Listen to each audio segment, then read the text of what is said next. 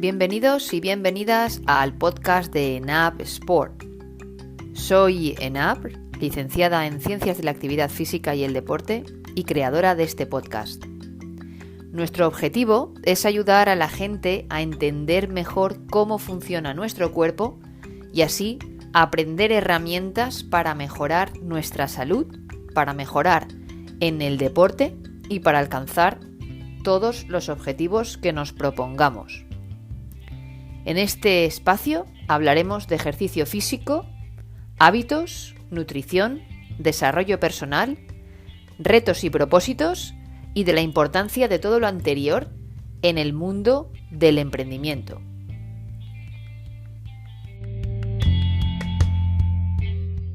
Bienvenidos de nuevo a todos a Radio ENAP Sport. Hoy tenemos con nosotros a Marc Romera de Elite Fitness. Bienvenido, Marc. Marc es un entrenador personal y un nutricionista. Ahora dejaré que se introduzca él personalmente, pero bueno, es un placer tener a Marc aquí con nosotros. Es una persona muy importante en el mundo de la nutrición y del fitness. Ha trabajado con deportistas de élite. Después nos explicará él un poquito más. Tiene una consulta privada donde atiende a gente con problemas de salud. Más específicamente creo que problemas metabólicos. Ya nos cuentas tú un poquito más, Marc. Ha escrito varios libros. Yo estoy leyendo actualmente El de ayuno intermitente, súper interesante.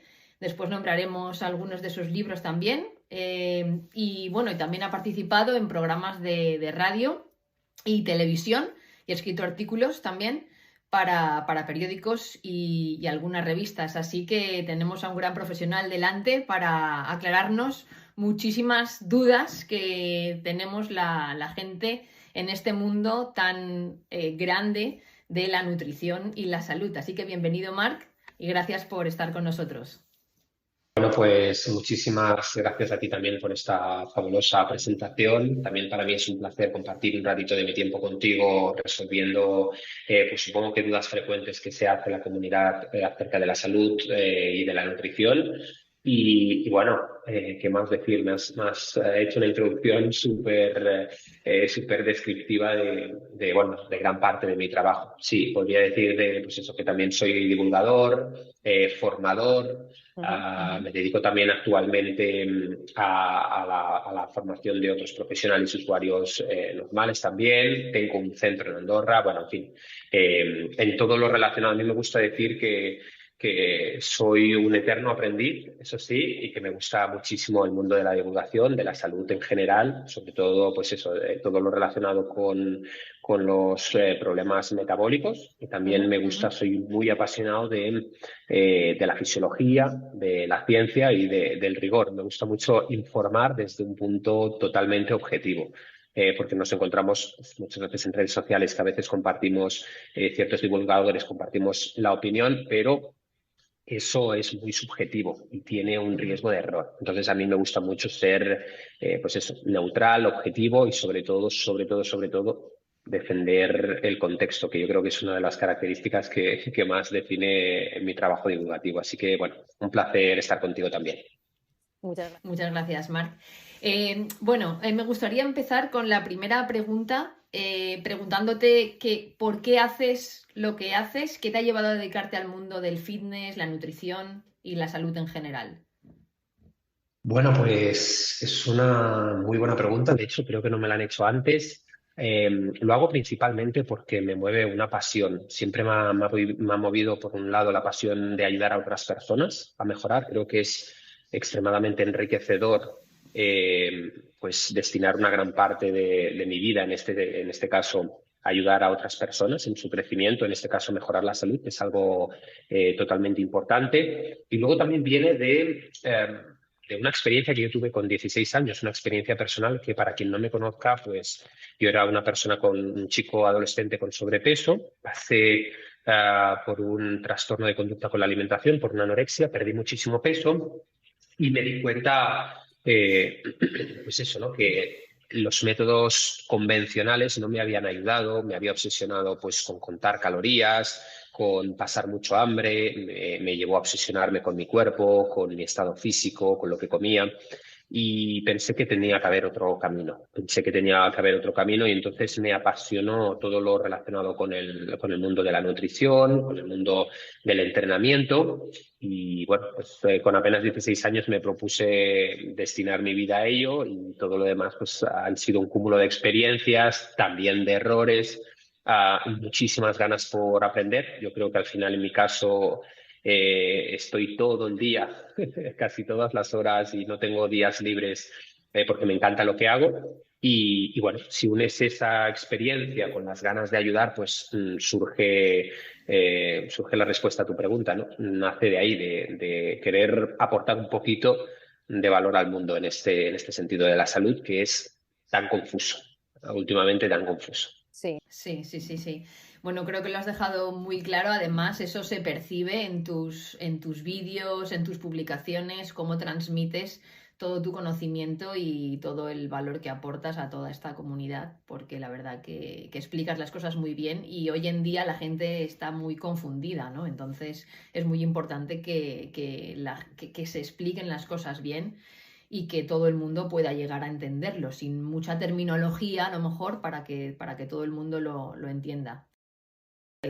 Bueno, te agradezco tus palabras. Además, yo creo que una de las cosas que intento hacer siempre es ser una persona súper íntegra. Es decir, lo que estoy contigo ahora lo sería exactamente igual fuera de cámaras, lo sería en redes sociales, porque pienso que se ha perdido esa conexión. A veces las personas cuando empiezas a quizás ser reconocido por un trabajo de muchísimos años, te ven como si fueras alguien inaccesible y a mí me gusta romper mucho ese paradigma y mostrarme súper cercano dentro de las limitaciones de tiempo, porque no puedo a veces responder a todo el mundo, pero bueno, los que me siguen en redes sociales cada día veis que me muestro también que soy una persona normal y corriente, que tengo también mis mismos problemas, mis retos que enfrentar, mis desafíos y que como persona corriente me gusta transmitirlo desde el punto de vista de la salud para que la gente conecte con una persona, más que con un divulgador, más que con un profesional, más que con alguien inaccesible. Me gusta que la gente sepa que esto es real. Y entonces, pues supongo que en base a esa integridad o esa coherencia, la verdad es que me siento súper afortunado de la comunidad que estoy creando porque me apoyan muchísimo, son personas, entiendo nada, extremistas y sesgadas y eso, desde luego, es uno también, respondiendo a tu pregunta anterior, es una de las partes más enriquecedoras del trabajo divulgativo. Muy bien, muchas gracias. Bueno, decíamos que te dedicas al mundo de la nutrición, más específicamente a la salud metabólica. Actualmente se habla mucho de medicina integrativa, de salud integrativa. ¿Puedes explicar un poquito qué es esto? ¿A qué nos referimos para que la gente lo entienda? Cuando hablamos de salud integrativa, ¿a qué nos referimos? Bueno, el concepto de salud integrativa también tiene mucho que ver es un análogo de salud integral o salud holística. Es un enfoque que contempla el ser humano o el cuerpo, en este caso, como un todo. ¿Por qué? Porque la medicina convencional tiende a cometer el error de diseccionar el cuerpo humano en cada una de sus partes. Por ejemplo, hoy tenemos que si un especialista en el tubo digestivo, que si un especialista a nivel emocional, que si un especialista incluso en el sueño, tenemos especialistas en la parte endocrina, pero nos estamos dando cuenta con el avance de todo que no es que una cosa sea más importante que la otra y de hecho está surgiendo una necesidad de profesionales que se actualizan en todos los campos para utilizar todo ese conocimiento interdisciplinar como un recurso para lograr mejores objetivos y resultados más duraderos. Sirve de poco para ponerlo sobre la mesa y que la gente que nos esté escuchando lo entienda. Sirve de poco cuidar el plano físico, cuidar lo que comes, lo que entrenas y tal vez lo que descansas si no prestas atención a tus emociones, que es diría que es el pilar que más se repite detrás de las enfermedades modernas, el estrés. Entonces, qué paradójico resulta poder tener recursos para que la persona mejore a nivel físico, pero no lo haga a nivel emocional. Entonces, si tú no estás bien emocionalmente, probablemente a largo plazo acabes perjudicando, comprometiendo tu aparato digestivo, acabes comprometiendo tu estado de sueño. Entonces, la salud holística lo que busca es utilizar diferentes herramientas de distintos campos, integrarlas en un protocolo, al menos es la parte que más me gusta hacer de mi trabajo, para mejorar la vida de la persona y su estado de salud en general, de manera integral. Entonces, básicamente sería eso, un buen resumen. Muy buen resumen, claro, sí. Tendemos a diferenciar un poco pues el trabajo físico, el trabajo emocional y al final muchos problemas vienen de una combinación de un todo, ¿no? Digamos, entonces hay que abordar los problemas mirando un poco al todo en cuestión. Entonces, bueno, pues vamos a pasar un poquito a lo que quiero estar tratando hoy en el podcast y es, yo soy una persona, no digo yo, es un ejemplo, quiero empezar a cuidarme, quiero empezar a cambiar mis hábitos y voy a empezar a mirar un poquito lo que como, voy a empezar a analizar un poco mi alimentación y a ver la nutrición, o sea, ver cómo estoy comiendo, ¿no? Analizar un poco mi nutrición. Entonces, claro, la gente empieza a escuchar a unos divulgadores diciendo que si esto es bueno, el otro dice lo contrario. Entonces, yo creo que hay que aclarar muchas cosas con el tema de la alimentación y me gustaría hablar sobre algunas de ellas. Empezamos, por ejemplo, con el desayuno, ¿no? Toda la vida nos han dicho que el desayuno es la comida más importante del día, que hay que desayunar hidratos de carbono para que te aporten la energía que necesitas para todo el día. Entonces, ¿el desayuno es la comida más importante del día, sí o no? A ver, para responder a tu pregunta, antes de entrar en materia respecto a lo principal que has dicho, nos encontramos en una era donde o bien por desinformación o bien por sobreinformación la Sí. gente está confundida, no sabe hacia dónde dirigirse, ¿no? Porque lo que dices tú, tenemos con el auge de las redes sociales muchísimos divulgadores que promueven un tipo de alimentación o un tipo de recomendaciones que justamente resultan contrarias a las de otros divulgadores, entonces la gente no sabe por dónde tirar.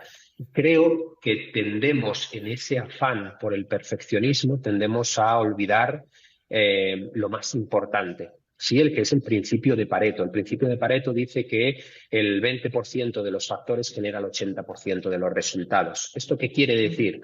Pues que dentro de una base general, para aquellos que nos estén escuchando y quizás no estén tan familiarizados con un contenido un poco más técnico, la base de todo, independientemente de la alimentación que sigas y de si comes o no los 3 tipos de macronutrientes, es que elimines los ultraprocesados, elimines el azúcar, elimines las harinas blancas refinadas y comas comida real.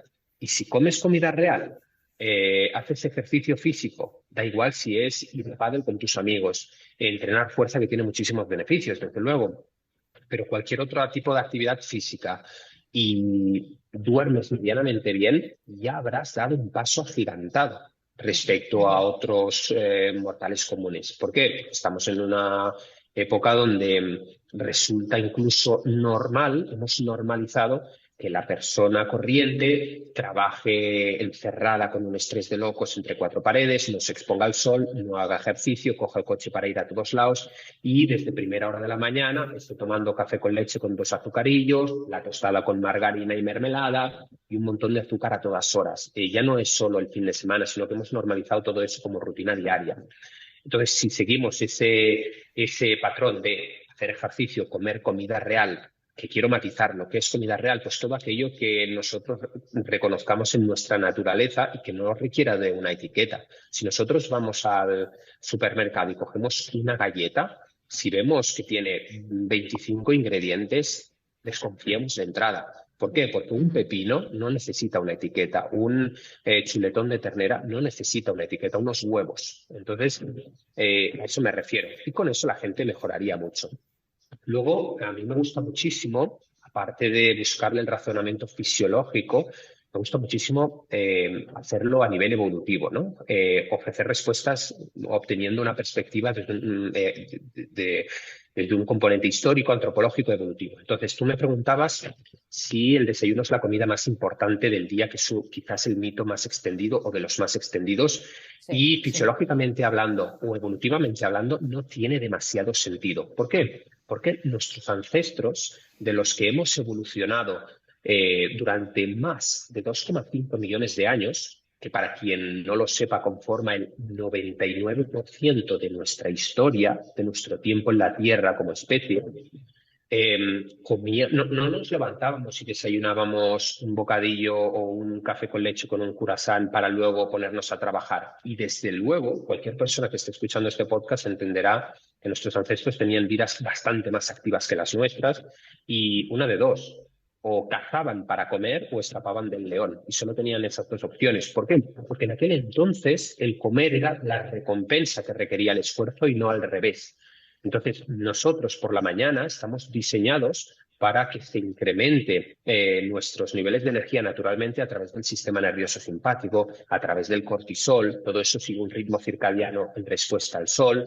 Entonces, ¿cómo vamos a omitir lo que como seres humanos hemos hecho durante tanto tiempo para desayunar? Y además, cuando hablamos de desayunar, todo el mundo se hace la idea de que son alimentos nada naturales, principalmente cargados de carbohidratos. Ese no es el problema. El problema es que muchos carbohidratos son azúcares, vienen unidos con grasas transaturadas o quizás están hechos con aceites vegetales proinflamatorios.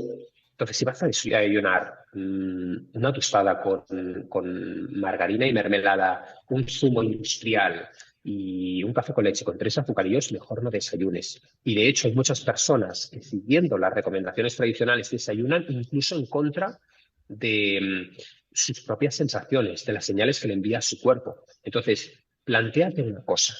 Si tu cuerpo te dice que no está preparado para desayunar, no desayunes. Y date un tiempo hasta que tu aparato digestivo te dé la señal de que tienes hambre real, no hambre hedónica, y entonces desayuna, porque eso representará que el sistema nervioso parasimpático, que es el encargado de hacer estas funciones, está preparado, ¿sí? Entonces, ¿quiere decir esto que tengamos que demonizar el desayuno y que toda la población tenga que ayunar? Por supuesto que no. Hay personas que tienen unas demandas energéticas elevadas, hay personas que realizan muchísima actividad física, que hacen entreno de fuerza por la mañana y salen a correr por la tarde, que incluso, pues, bueno, tienen otras, lo combinan con otras actividades, o simplemente están enfrentando una época de oposiciones, por ejemplo, para Guardia Civil, para bombero, y necesitan esos requerimientos energéticos. Pero tenemos que ser conscientes de que ese porcentaje de la población es muy pequeño. Entonces, para la gran mayoría de personas que tienen problemas de sobrepeso o problemas endocrinos o metabólicos, de hecho, retrasar el desayuno ya va a aportar muchos beneficios, incluso desayunando lo mismo, solo el hecho de retrasarlo y ampliar esa ventana de ayuno. Entonces, lo curioso es que la gente cree que al no desayunar van a pasar más hambre, y una de las sensaciones más fabulosas y del feedback más maravilloso que transmiten los clientes cuando implementan estrategias de ayuno intermitente bien implementadas y tomando las precauciones es que no tienen hambre. ¿Por qué? Porque su cuerpo aprende a utilizar sus propios recursos de manera endógena y recurrir a esa grasa almacenada que evolutivamente tiene un sentido. ¿Por qué? Porque almacenamos grasa para sobrevivir, pero si nunca le damos la oportunidad a nuestro cuerpo de acceder a esa grasa, siempre estamos en modo almacenar y en modo comer, no haremos uso de esa maquinaria ancestral que lo ideal es llegar a un concepto, si quieres luego hablamos de flexibilidad metabólica, de ser capaz de utilizar cada combustible atendiendo el contexto. Entonces, bueno, sintetizando tu pregunta, la respuesta es que no es, desde luego, lo que más sentido tiene. Sí. De hecho, cuando empiezas a practicar un poco el ayuno intermitente, te sientes con mucha más energía si trabajas o entrenas. También dependerá de qué tipo de entrenamiento, ¿no? Pero yo, por ejemplo, entreno por las mañanas en ayunas y no necesito desayunar antes de entrenar. Quiero decir que es que incluso para trabajar tienes mucha más energía si estás ayunando en esos momentos, ¿no? O sea, que es un concepto que tener. Ujú. Además, cuando estamos ayunando desde una perspectiva fisiológica, como hemos dicho, se activa el sistema nervioso simpático, se incrementa la producción de cortisol, se incrementan los niveles de energía, la frecuencia cardíaca, pero una de las hormonas que se incrementa también durante el ayuno son la noradrenalina y la adrenalina, que además tienen efectos, como bien dices, pues cognitivos, aumentan la capacidad de concentración, etcétera. De hecho, ¿qué le pasa a una gran mayoría de personas cuando hacia el mediodía realizan su primera ingesta abundante en carbohidratos? Que luego por la tarde tienen una somnolencia increíble, ¿sí? Entonces, cuando se activa el sistema nervioso simpático relacionado con la respuesta de lucha o huida, tenemos más foco cognitivo, más capacidad de concentración, más motivación y más energía. Cuando se incrementa el sistema nervioso parasimpático, aquel relacionado, insisto, con las respuestas de digestión o con los procesos de reparación por la noche, estamos mucho más destinados a hacer eso eficientemente y, por lo tanto, restamos energía a estos procesos cognitivos. Entonces, tiene mucho sentido. ¿Qué recomendación general darías a la población sobre, no para que todo el mundo ayune, como tú has dicho, pues hay un porcentaje de población que quizás pues no se beneficien del ayuno, pero ¿qué mínimo de horas deberíamos estar? Si no le queremos llamar ayuno, en una pausa digestiva. Realmente, la palabra ayuno como tal o ayuno intermitente es más reciente. ¿Por qué? Porque antes se hablaba, disculpa, antes se hablaba desde una perspectiva evolutiva de una ventana de alimentación restringida. Ujú. Entonces, ¿qué quiere decir esto? Es que lo mínimo que le aconsejaría a cualquier persona, sabiendo los beneficios y sabiendo que no tiene absolutamente ningún riesgo, es un ayuno de 12 horas, un ayuno que no es más que retrasar la hora de la primera ingesta. Ujú. Entonces, insisto, no tiene absolutamente ningún perjuicio y va a beneficiar, aunque sea mínimamente, al aparato digestivo. ¿Por qué? Porque durante los periodos de ayuno se activa lo que se conoce como complejo motor migratorio, que es una clase de patrones involuntarios que se dan a lo largo de todo el tubo digestivo para mejorar es como nuestro sistema de limpieza, ¿sí? Para mejorar la motilidad intestinal, para reducir la acumulación de desechos en el tubo digestivo que luego pueden fermentar y dar problemas digestivos como SIBO, etcétera, etcétera. Entonces, eso es, yo creo que es lo básico para todo el mundo que nos esté escuchando. Que luego te animas a probar, que además tienes el acompañamiento de un buen profesional, que tomas las precauciones, que eres consciente primero de lo que comes, porque antes de ayunar hay que aprender a comer. Entonces, ayunos de 14 horas realmente bien contextualizados no deberían tampoco por qué generar ningún tipo de problema. ¿Cuándo desaconsejo esta herramienta? Bueno, pues en personas, en mujeres embarazadas, en niños, en atletas que tienen una alta demanda energética y nutricional, en personas que tienen trastornos de conducta con la alimentación o personas que tienen mucho grado de estrés. ¿Por qué? Porque a lo mejor hacer esa ventana de ayuno les supone un estrés adicional. Entonces, insisto, es una herramienta increíblemente beneficiosa casi para el 95% de los casos, pero igual que sucede con otras herramientas, también tiene sus excepciones. Claro.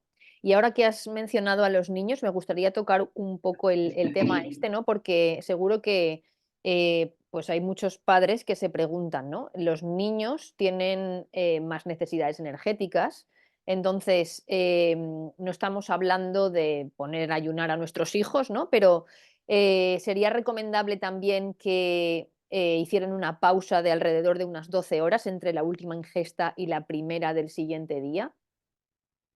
Es que totalmente. La mayoría de niños, si les preguntaran, obtendrían los padres una respuesta mucho más coherente respecto a lo que tienen que hacer.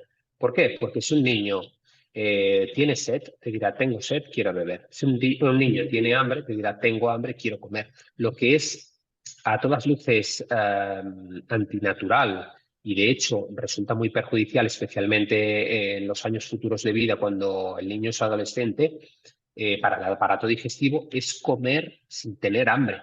porque eso supone un estrés digestivo que acaba produciendo inflamación, acaba produciendo un montón de molestias, etcétera, etcétera. Entonces, lo primero que yo hago, de hecho, yo tengo un niño de 10 años y lo primero que hago siempre es preguntarle si él quiere o no comer.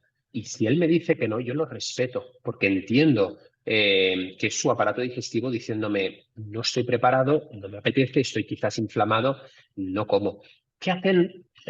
Yo es una de las cosas que siempre le pregunto a todo el mundo para entender un contexto incluso en nuestra naturaleza.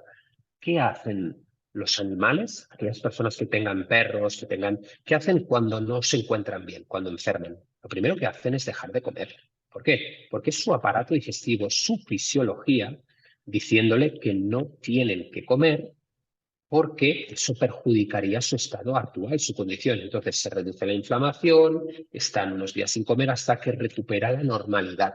Entonces, ¿qué hacemos los seres humanos? No, no, tienes que comer. Estás en gastroenteritis o tienes algún tipo de virus, tienes que comer mucho, y además tienes que hidratarte y creemos que hidratarte o hidratar a nuestros hijos cuando tienen estos casos es darles un acuario cargado de azúcar que aún lo perjudica más. Entonces, insisto, a mí no me gusta hablar de ayunos, pero sí que le pregunto muchísimo siempre a las personas, les digo, ¿por qué no les preguntáis más a vuestros hijos si tienen o no ganas de comer? ¿Por qué no respetáis eso? Entonces, solo con implementar esa acción, muchos de los padres que nos estén escuchando se sorprenderían al saber que muchos de sus hijos se despiertan sin hambre. Se despiertan sin hambre. Yo ayer mismo, como te digo, el hijo de mi pareja, Jacob, que tiene 11 años, llegué a casa, yo no cené, porque no por nada en especial, sino porque no sentía hambre real, y le pregunté, Jacob, ¿quieres cenar? Y me dijo, no, no quiero cenar. Entonces, mi pareja me dijo, ¿seguro que no quieres? Y lo primero que le dije fue, que si no escucha a tu hijo, si no quiere cenar, respeta eso. Hoy, ¿qué ha pasado? Pues que se ha despertado muchísimo mejor, ha comido con hambre el desayuno. Entonces, yo respeto muchísimo eso y es lo que recomiendo que hagan todos aquellos que sean padres. Claro. Yo, por ejemplo, tengo un hijo de 12 años y, bueno, él juega fútbol. Entonces, claro, esto también lo digo por algunos padres que igual tienen esta duda, ¿no? Entrenan tarde, llegan tarde a casa y entonces los días del entrenamiento, pues se cena tarde, que no es lo ideal, pero a veces, pues todo no puede ser ideal, ¿no? Tienes que ir adaptándote a las circunstancias. Claro, cena tarde, se va a dormir, al día siguiente se levanta pronto para ir al cole, sí que se levanta con hambre, porque la verdad es que, claro, pues supongo que después de un entrenamiento tan intenso tampoco cena muchísimo, porque no le ponemos tampoco mucha barbaridad, porque se tiene que ir a dormir, etcétera. Entonces, bueno, se levanta con hambre y para desayunar, mi hijo sí que come bastante bien. En casa, pues le hemos inculcado muchos hábitos nutricionales buenos, ¿no? Em, sí que es verdad que más pequeñito, pues desayunaba más el típico vaso de leche con su tostada, con mermelada. Buscábamos mermeladas un poco más naturales, pero no deja de ser mermelada, su zumo y tal y cual, ¿no? Lo hemos ido cambiando más a salado. Los fines de semana es más fácil porque estás en casa, pero claro, entre semana pues siempre vas con más prisa y demás. Entonces, teniendo en cuenta que luego almuerzan en el cole, a él le gusta mucho desayunar huevos, ¿no? Entonces, pues bueno, desayuna huevos los fines de semana, pero entre semana, como para almorzar, sí que le hago unas tortillitas para ponérselo en el bocadillo con jamoncito, sino atún, proteína. Claro, tampoco lo quiero, luego hablaremos del tema de los huevos, pero bueno, para no repetir, no por nada, sino para que no desayune y almuerce lo mismo, ¿no? Pues en el desayuno normalmente toma yogur de cabra o yogur o kéfir, por ejemplo, con alguna frutita cortada tipo arándanos, fresas, algo que no tenga, que no te suba muchísimo tampoco el azúcar. Entonces, bueno, me estoy aquí liando un poco, pero para la gente que tenga hijos, que entrenen, que cenen tarde, que desayunen, ¿qué recomendación darías como desayuno a un niño que por la noche ha cenado tarde, que ha entrenado 2 horas antes de la cena y que al día siguiente se levanta con hambre y quiere desayunar, claro? ¿Qué Bueno, desayuno? sí, y yo, cuando hablamos de los niños, tienen muchísima sensibilidad a la insulina, muchos están, bueno, muchos no todos están en época de crecimiento, tienen cierta condición metabólica que les hace diferentes a los adultos en el aspecto de que metabolizan mucho mejor la energía, ¿sí? Ahora bien, existen muchos matices, yo creo que hay que utilizar el sentido común. ¿El sentido común qué es? Pues bueno, cuando Jacob tiene mucha hambre, lo primero que le digo es, ¿le puedo hacer un bocadillo porque lo va a disfrutar, aporta carbohidratos y le va a aportar también proteínas, etcétera? Sí, vale. Pero es que nosotros, está en nuestras manos decidir y ser coherentes y pensar, ¿es mejor que le dé un pan de molde o un pan de masa madre de la panadería de toda la vida? Entonces, ¿yo qué elijo? Elijo un pan de masa madre integral, preferiblemente de toda la vida. Ujú. ¿Es mejor que le dé un fiambre procesado como es el jamón de York o que le dé un buen jamón serrano, un buen jamón ibérico? Pues elijo el jamón ibérico. ¿Es mejor que le dé 2 o 3 galletas, como hacen muchos, o cereales azucarados, o a que le dé un yogur natural? Pues le doy el yogur o, como tú decías, el kéfir. Mejor el jugo de fruta industrial, que es un 70% agua y azúcar y el otro 30% fruta con no sé cuántos conservantes y fructosa, o es mejor que se coma la pieza de fruta entera. Entonces yo me hago esas preguntas y al final yo creo que cualquier persona con coherencia dirá, hombre, no hace falta que todos sepamos de nutrición para saber lo que es un buen pan, que es un buen Sí, embutido, lo que es pues, un buen lácteo y lo que es una pieza de fruta o unos frutos secos. Entonces yo tiro mucho por esas elecciones. Sí, esto es exactamente, pues eso, lo mismo que todo. Las patatas, ¿qué es mejor? ¿Las patatas fritas o las patatas asadas o cocidas? Entonces se trata de tomar pequeñas buenas decisiones para al final educar a nuestros hijos. Y llega un punto en el que, como dices tú, no hace falta que desayunen huevos todos los días. Pero hombre, si quiere desayunar los huevos con jamón o con queso, pues es un desayuno increíble a nivel nutricional. ujú. Entonces, bueno, voy tomando diferentes decisiones en base a eso. Y utilizo, pues ya te digo, el principio del sentido común, Sí, porque al todos final. sabemos que un pan de molde que aguanta 3 semanas o 4 o 3 meses, igual, hombre, algo, algo bueno no será. Sí, ¿Sí? sí. Entonces, bueno, pues eso. Está claro, al final es más sentido común, ¿no? Porque bueno, es que puedes leer, puedes escuchar, puedes leer y escuchar lo contrario, y al final es un poco documentarte y utilizar el sentido común, como tú bien dices, ¿no? Muy bien, pues ahora ya nos metemos un poquito más en los típicos mitos. Bueno, hemos nombrado algunos, pero empecemos con los huevos, ¿no? Siempre se ha dicho es que si has comido huevo ya una vez a la semana, pues hasta la semana siguiente ya no toca, ¿no? Entonces, los huevos sí, los huevos no, ¿y cuántos huevos podemos comer si es que sí? A ver, yo te voy a responder estrictamente desde la ciencia, desde lo que dicen los estudios científicos, no desde lo que tradicionalmente hemos escuchado. Tradicionalmente hemos escuchado que no se podían comer más de 3 huevos a la semana. ¿Por qué? Porque esto incrementaba el colesterol. Y la gente, es verdad que popularmente se ha creído siempre que el colesterol aumentaba el riesgo cardiovascular, cuando hoy tenemos la Asociación Americana del Corazón u otras muchas entidades internacionales, incluso reconocidas, que han desmentido esto. Lo mismo pasa con el mito de las grasas. Entonces, me gustaría aclarar también que pese a que el colesterol, perdón, los huevos son un alimento rico en colesterol, el colesterol es una molécula fundamental para la vida. Y si bien es cierto que existe el colectivo médico quizás más desactualizado, no quiero atacar a nadie, pero más desactualizado o menos actualizado en este sentido, que promueve el uso de estatinas que son, para quien no lo sepa, medicamentos enfocados en reducir los niveles de colesterol, Cuando viene una persona, acude a la consulta con niveles elevados de por comer huevos, por comer otras grasas, actualmente se ha visto que esto no es real y que de hecho es perjudicial incluso en muchísimos casos porque generan efectos secundarios. Entonces, ¿por qué digo esto? Porque el colesterol es una molécula fundamental para la vida. Desde una perspectiva fisiológica, si alguien tiene tiempo y no me cree, que al menos que lo busque en Wikipedia, veremos que el colesterol forma parte de la membrana de todas las billones de células que tenemos en el cuerpo humano. Es precursor de hormonas sexuales, es decir, en la mujer los estrógenos y la progesterona se producen a partir de colesterol. El cortisol, que es una hormona para hacer frente al estrés, que hablábamos anteriormente, también se produce a partir de colesterol. La testosterona en los hombres, la vitamina D se sintetiza a partir también de colesterol y que el contacto del sol con la piel, pero necesita colesterol.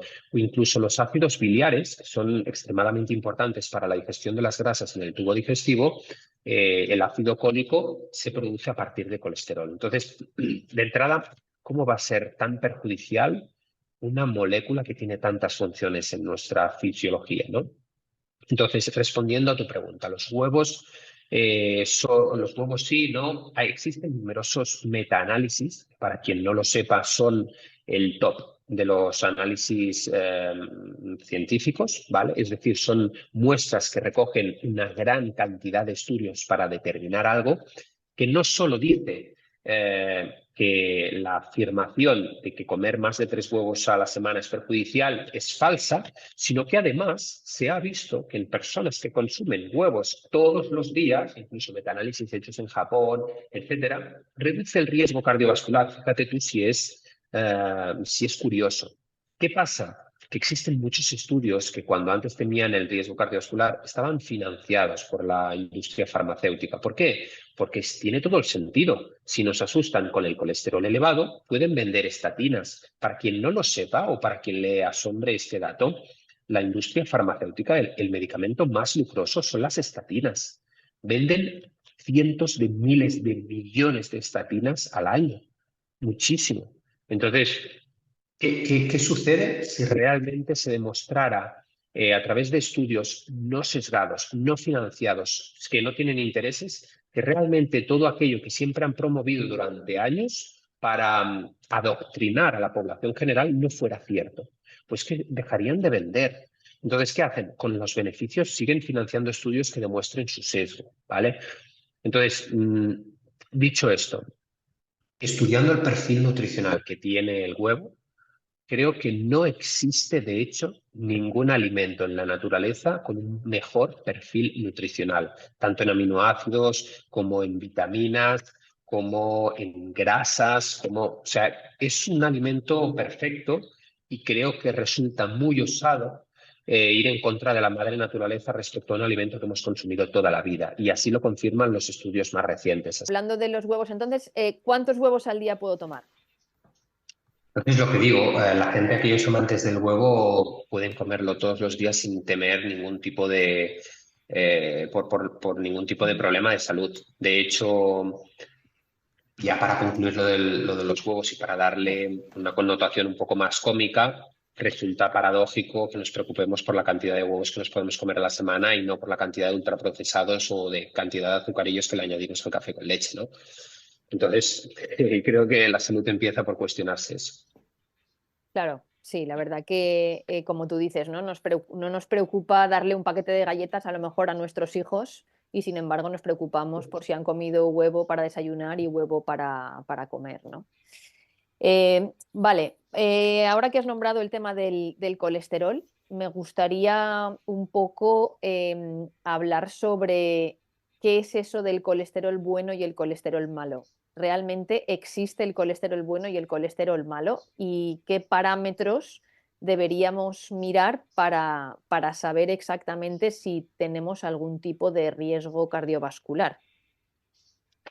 A ver, nuevamente yo creo que esto es un error eh, de concepto porque colesterol solo existe uno, ¿sí? Es el colesterol total y punto.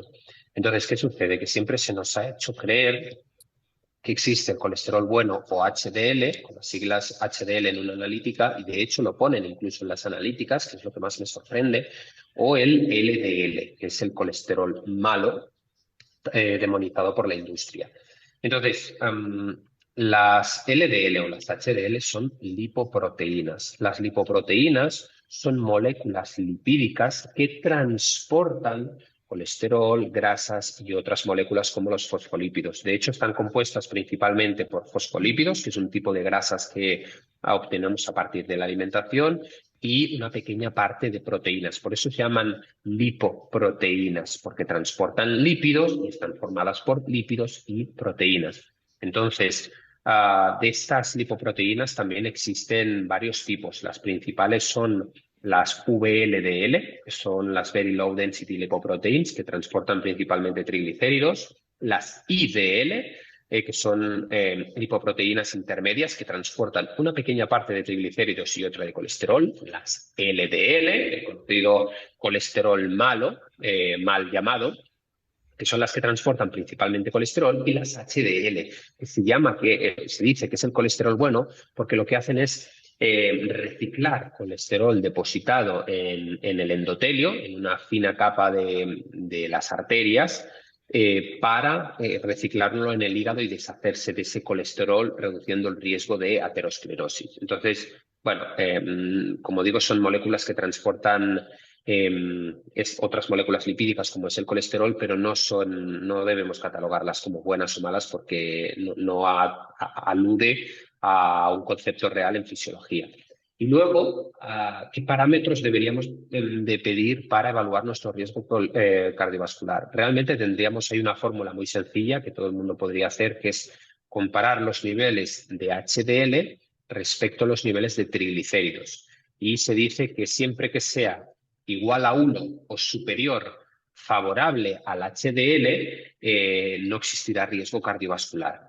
Luego también existen otras fórmulas, la fórmula ApoA versus ApoE, que es para sintetizarlo, es una apolipoproteína, es decir, la parte proteica de las lipoproteínas, ¿sí? Entonces, la ApoA, como está contenida en las HDL, se considera que esta relación tiene que ser superior a la ApoB, que está contenida en las LDL, ¿sí?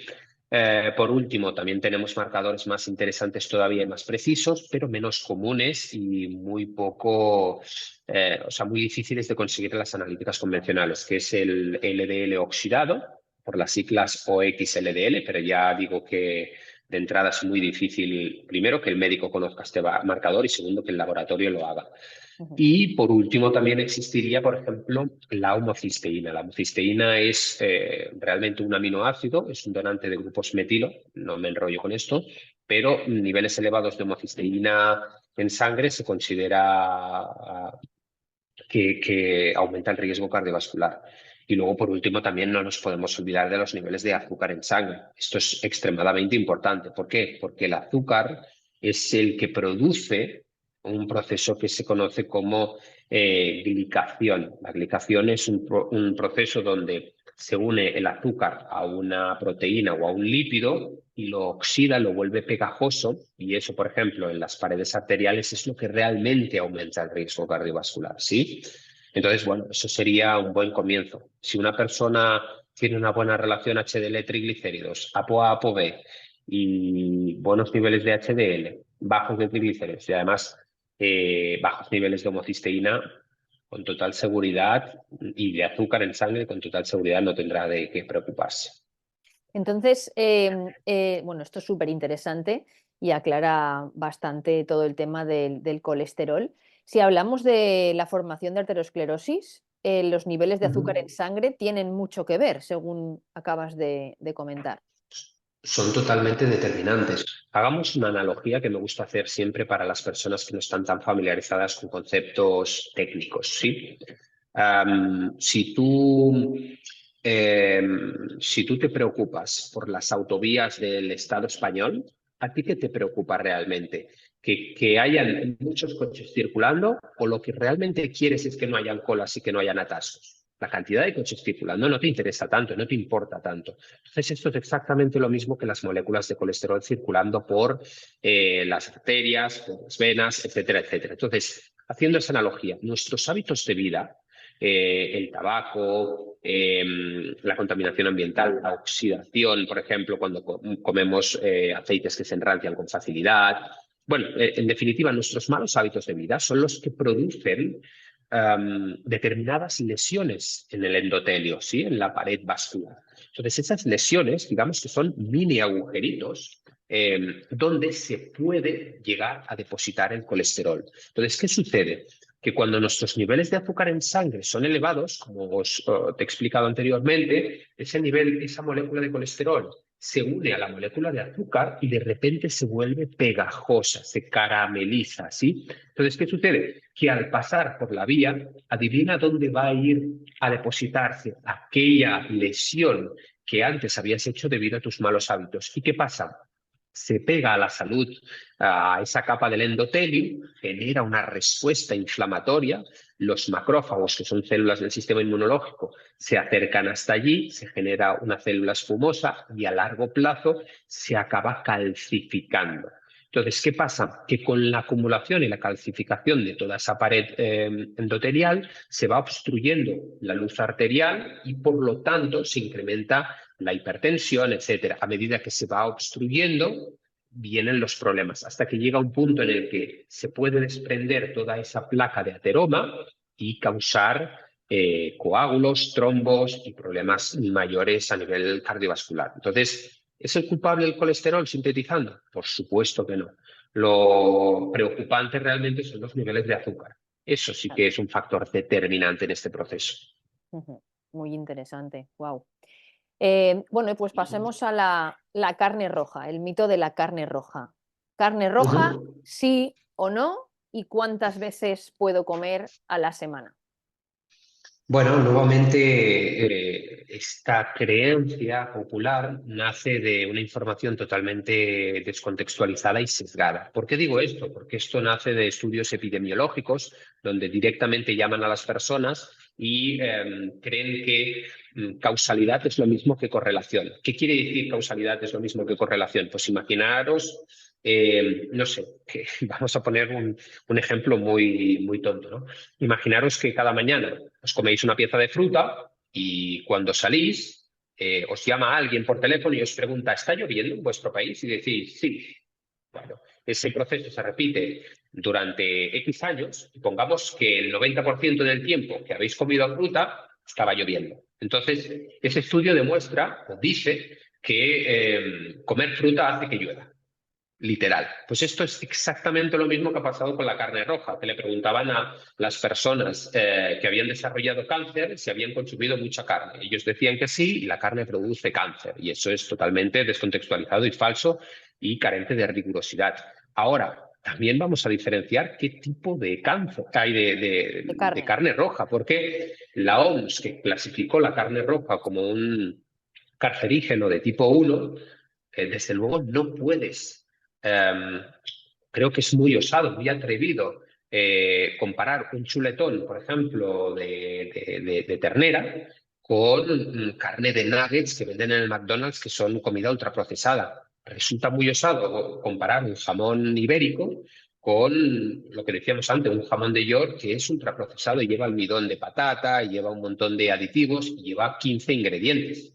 Entonces, ¿cómo vamos a comparar eso y obtener un resultado fiable? ¿Cómo le vamos a decir a la población que el consumo de carne roja, que es un alimento igual que los huevos que hemos comido a lo largo de toda nuestra historia? Porque para quien no lo sepa, independientemente de nuestra filosofía alimenticia o de nuestras decisiones, digamos, más éticas, somos evolutivamente hablando omnívoros y principalmente carroñeros. Es decir, antes de ser omnívoros y comer vegetales y comer productos de origen animal, éramos carnívoros. Y antes de ser carnívoros, éramos carroñeros antes del perfeccionamiento de las herramientas de caza, del descubrimiento del fuego, todo esto. Entonces, ¿qué quiere decir esto? Que estamos diseñados para comer productos animales, de origen animal, ¿sí?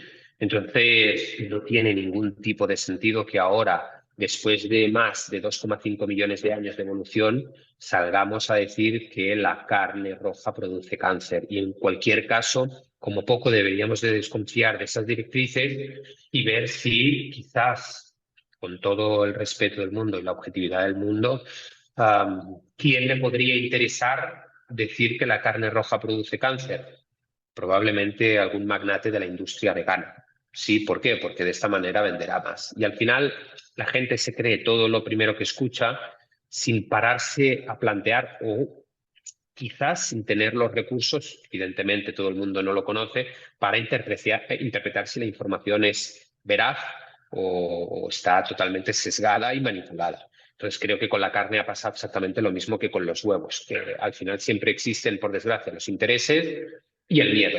Entonces, um, como decía Adolf Hitler, la mejor arma de control es el miedo. Así adoctrinan a las personas a tener miedo y luego les venden la solución. Entonces, bueno, nuevamente ha quedado desmentido totalmente este mito. Y si tuvieras que elegir entre carne roja y pollo, por ejemplo, ¿cuál Carne pondrías? roja, sin dudarlo, sin dudarlo, pero en ni un solo momento. El pollo, por desgracia, para mí y para la salud de los clientes, ha dejado de ser quizás una opción recomendada por mi parte. ¿Por qué? Porque debido a mis experiencias y a que he tenido la oportunidad de hablar con personas que trabajan en esta industria, el pollo es probablemente una de las carnes más contaminadas por pesticidas, por hormonas.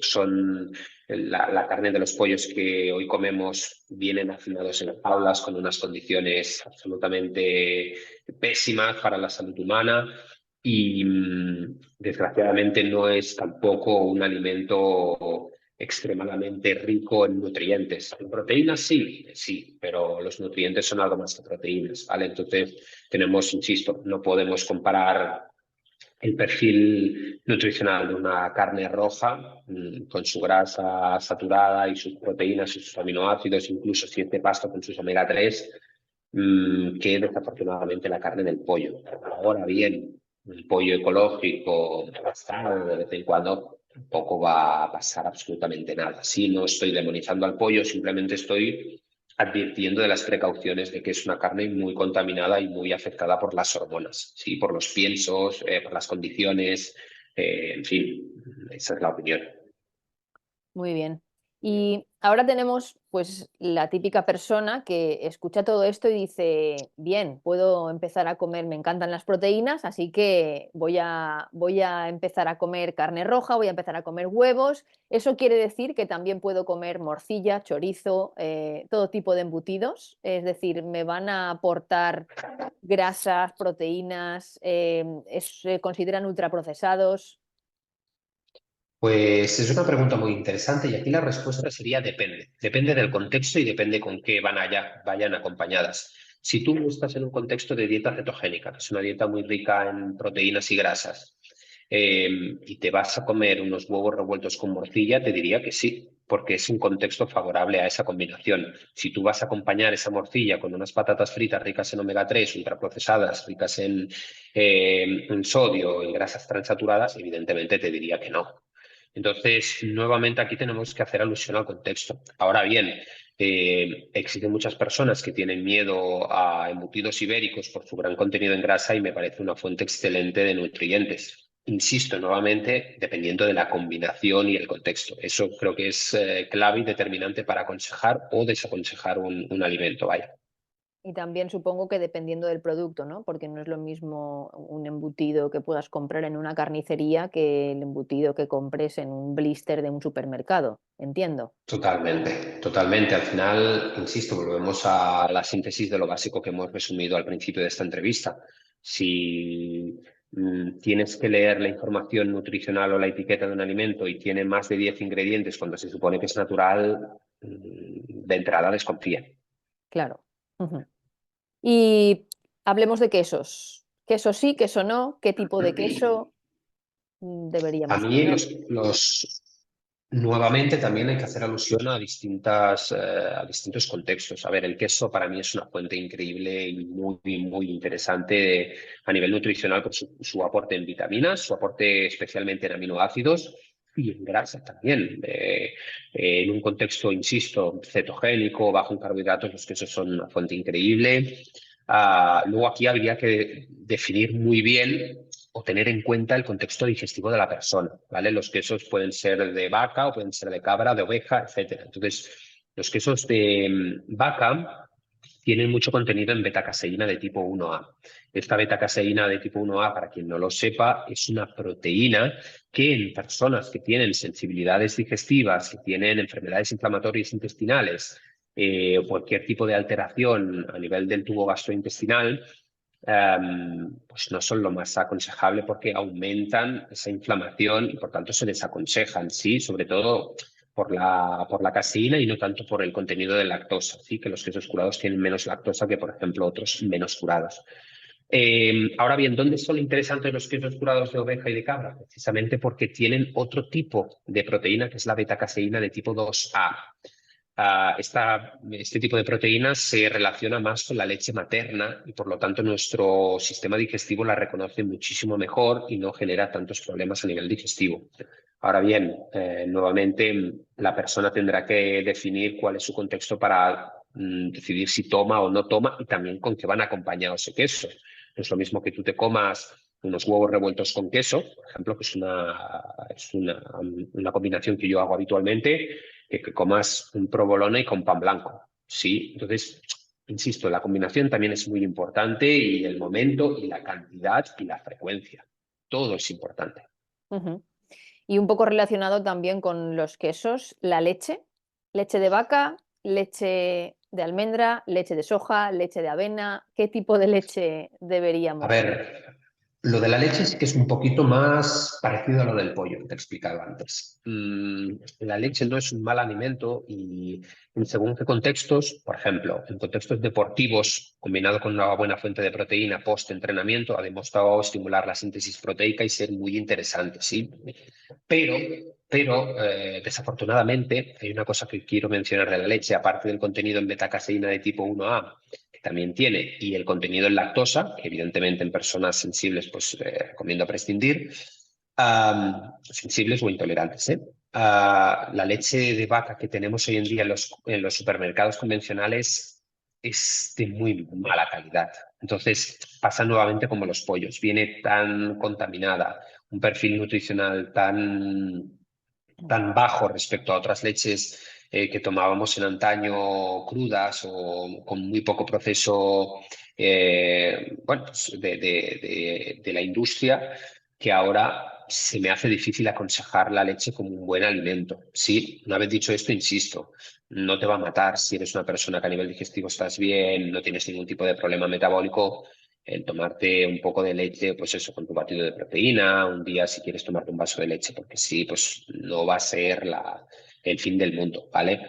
La leche de soja, si no es totalmente ecológica, que sabemos que no viene, que no proceda o tenemos la seguridad de que no proceda de cultivos transgénicos, también vigilaría. ¿Por qué? Porque la soja actúa como disruptora endocrina y en las mujeres está vinculado con alteraciones tiroideas y en los hombres con una interferencia en la biodisponibilidad de la testosterona, ¿sí?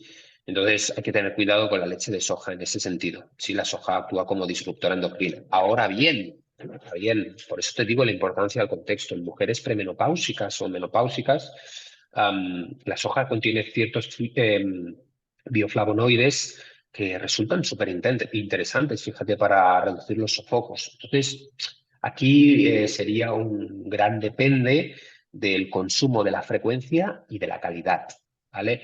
Ujú. Luego, otras leches vegetales. La leche de almendra o la leche de coco me parecen muy buenas alternativas en cualquier caso, especialmente en dieta cetogénica, las encuentro muy interesantes, pero tampoco están exentas de, insisto, de una baja calidad. ¿Por qué? Porque hoy tenemos ciertos supermercados, iba a decir un nombre, pero me he contenido, que te proponen leches de almendras que a lo mejor es realmente almendras es un 7% y lo otro es agua, azúcares, etcétera. Entonces, tiene poco de leche de almendras, ¿sí?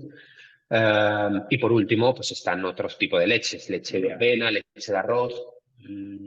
No suelo recomendarlas casi en ningún caso, salvo que una persona sea extremadamente sensible a la insulina, ectomorfa y esté en periodos de hipertrofia y le guste. ¿Por qué? Porque están muy, muy cargadas de azúcar. No son de muy baja calidad, insisto, prácticamente casi todas las leches, ¿eh? Entonces, no me gusta recomendarlas. Y luego, el último ápice de valor que puedo aportar en este sentido a tu pregunta es que siempre que intente la gente buscar una leche que sea leche fresca, cruda y en envases de cristal, muchísimo mejor, desde luego, sí. Ujú. Entonces, bueno, esa es un poco la respuesta. Muy bien. Muy, muy bien, muchas gracias por la respuesta. Bueno, y hemos hablado de queso, hemos hablado de leche, has mencionado la dieta cetogénica.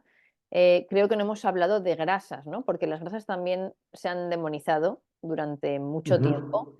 Entonces, ¿qué nos dirías de la grasa? ¿Puedo comer grasas? ¿Son malas? ¿Son buenas? ¿Qué pasa? Nuevamente, yo creo que tradicionalmente se ha confundido la información, porque la gente que tú le preguntas a cualquier persona que no esté medianamente informada dentro del ámbito de la nutrición o de la salud, cree que las grasas son todas iguales y comparan, por ejemplo, las grasas transaturadas que puede tener la margarina con grasas saturadas presentes naturalmente, por ejemplo, en la llama del huevo. Y eso es un error catastrófico. ¿Por qué? Porque, insisto, las grasas existen de muchos tipos, monoinsaturadas, poliinsaturadas, insaturadas y trans, pero las trans son grasas que han sido modificadas por la industria para mejorar la palatabilidad, la durabilidad, etcétera, ¿sí? Es decir, para hacerla más agradable al paladar, presenta muchísimos problemas a nivel endocrino, sobre todo, a nivel metabólico también, sobre todo cuando se calientan, ¿vale? Se enrancian, bueno, en fin, presentan muchos problemas. Entonces, el resto de grasas, grasas poliinsaturadas como ácidos grasos omega 3, el EPA y el DHA, son ácidos grasos imprescindibles, son nutrientes esenciales. ¿Qué quiere decir esenciales? Que nuestro cuerpo no puede sintetizarlos.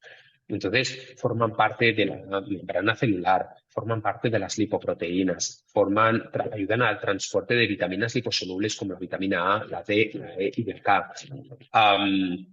Forman parte, por ejemplo, de las vainas de mielina que recubren las fibras nerviosas, ¿sí? Actuando como aislante eléctrico.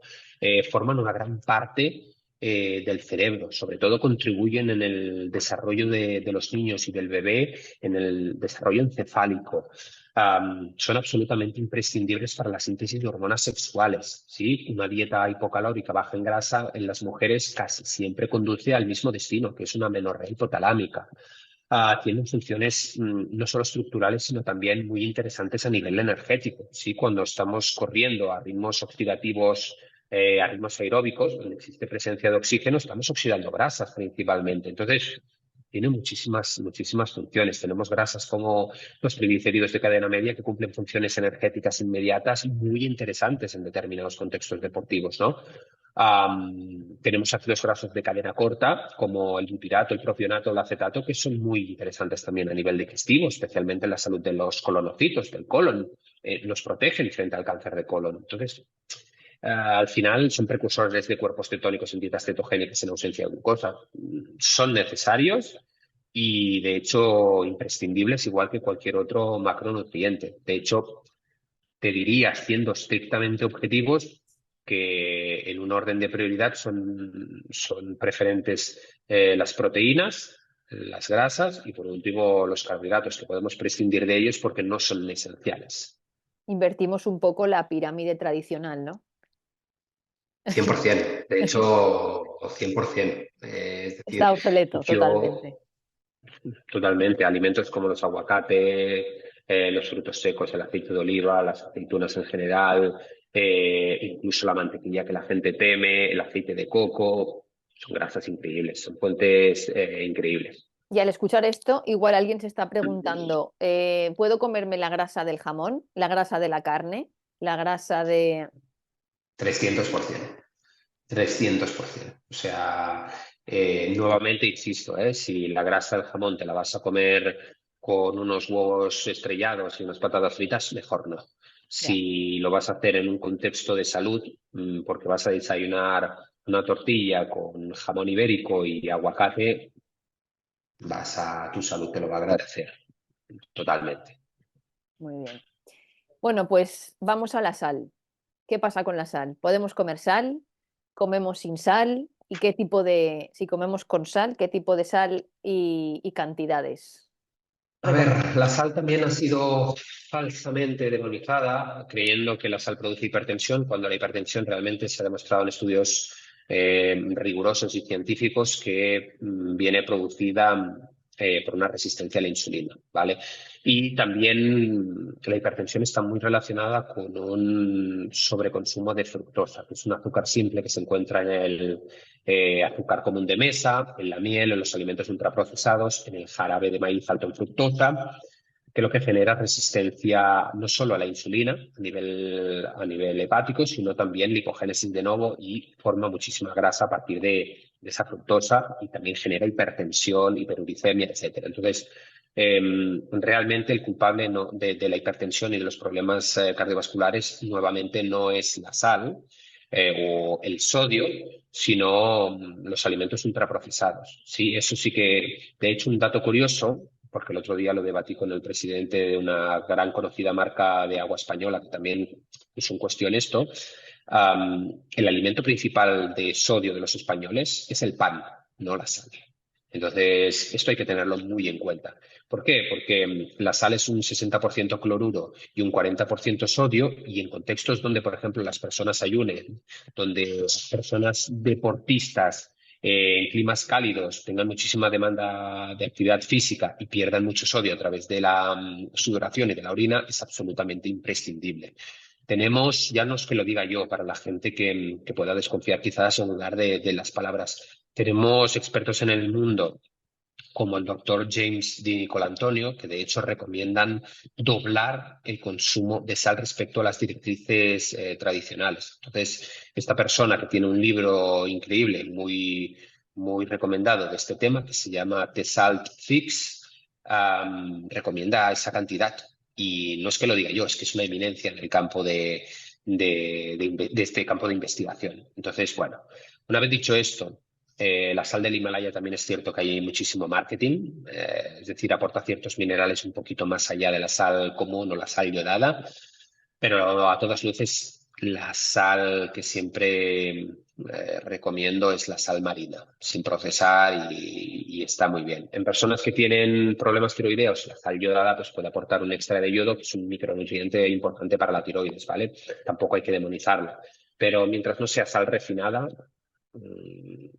la sal Maldon o la sal kosher también son buenas fuentes. Y en un contexto de ayuno o deportivo, ¿recomendarías hidratarse con agua con sal y limón, por ejemplo?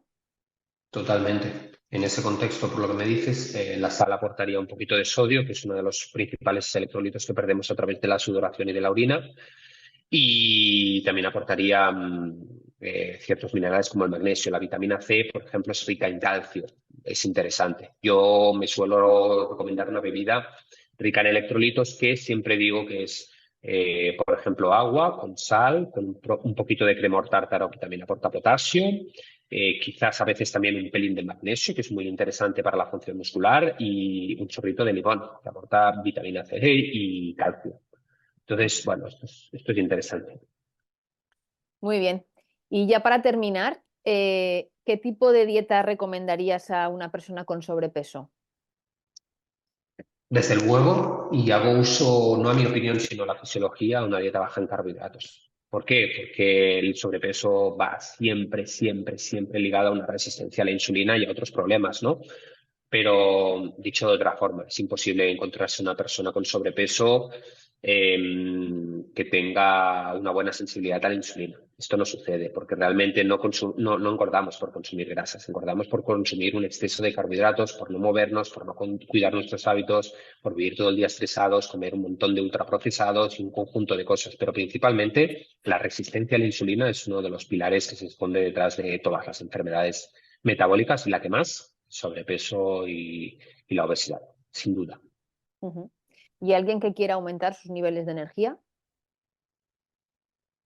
Alguien que quiera, pues casi que te diría la misma alimentación. ¿Por qué? Porque una alimentación baja en carbohidratos no aumentará la insulina, no te pondrá en modo almacenar, te pondrá en modo foco cognitivo. De hecho, la dieta cetogénica persigue muchos de los beneficios que se producen durante el ayuno intermitente, sobre todo a nivel cognitivo. Además, las dietas bajas en carbohidratos o cetogénicas tienen un punto, es que aparte de las grasas se producen cuerpos cetónicos que a nivel cognitivo pues son súper interesantes. Ujú. Y nos quedan dos. ¿A un atleta de larga distancia, deportista de larga distancia? Ciclaría, no me quedaría con un único protocolo. Ciclaría dietas cetogénicas con periodos de ciclado de carbohidratos para obtener lo mejor de ambos nutrientes, de ambos macronutrientes, perdón. La flexibilidad metabólica en esos casos es clave. ¿Y un futbolista? Exactamente lo mismo. No veo por qué no a veces mejorar la lipoeficiencia con periodos cetogénicos, incluso el ayuno. Yo he tenido la oportunidad de trabajar con profesionales de primera división del fútbol español y les han ido muy bien. Ahora tenemos que entender sobre todo si están en pretemporada, si están afrontando un periodo de muchísima exigencia a nivel de carga física, etcétera, etcétera. Entonces, bueno, hay que saber modular mucho qué estrategia le propones a cada momento y según el mesociclo. Hay que individualizarlo. Muy bien. Pues bueno, Marc, no te quiero entretener ya más. Muchísimas gracias por toda la información que nos has aportado. Ha sido un placer tenerte aquí con nosotros. El Dejaremos, placer es mío. dejaremos tus redes sociales aquí abajo y en los títulos de tus publicaciones, de tus libros, para todos aquellos que quieran adquirirlos. Los pueden comprar en tu página web y también en plataformas como Amazon y Ujú. algún otro tipo de plataforma que quieras mencionar. Sí, Amazon, Bookbook, La Casa del Libro, quiero decir, están la FNAC, quiero decir, están muchísimas plataformas. Así que, bueno, yo muy agradecido de haber compartido este ratito de mi tiempo contigo. Muy bien. Pues muchas gracias a todos y nos vemos en el siguiente.